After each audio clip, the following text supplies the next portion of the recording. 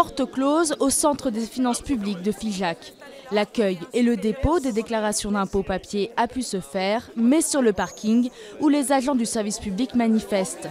Les grévistes dénoncent la suppression de postes de ces dernières années et la fermeture prochaine des bureaux des communes de Martel et de la Tronquière. Avec les suppressions de personnel, on a de plus en plus de travail et donc de moins en moins de temps de répondre aux questions des usagers et également de faire le travail essentiel, c'est-à-dire le recouvrement, la gestion de la comptabilité des collectivités locales, le contrôle fiscal, dont des pans entiers ont été abandonnés. Alors actuellement, on compte plus de 80 milliards de fraude fiscale en France.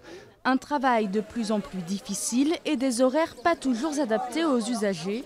Pourtant, même avec la mise en place de la déclaration sur Internet, près de 400 personnes peuvent se rendre dans ces bureaux en une journée. Une présence humaine rassurante et un service de proximité important. S'il faut après aller à Cahors faire 70 ou 80 km pour avoir un service public, je trouve que c'est dommageable. C'est comme les hôpitaux, c'est comme plein de choses qui malheureusement disparaissent et qui ne devraient pas disparaître. Soutien aussi de la part des élus des communes voisines. Moi j'ai même pensé à faire une grève de la faim avec les chats. Parce qu'il y en a marre, il y en a tout simplement marre. C'est les baisses de dotation, on n'est pas reconnu, il n'y a pas de reconnaissance. Le citoyen de campagne est un citoyen de seconde zone. Avec la mise en place du prélèvement à la source en 2019, les syndicats craignent une augmentation de l'affluence.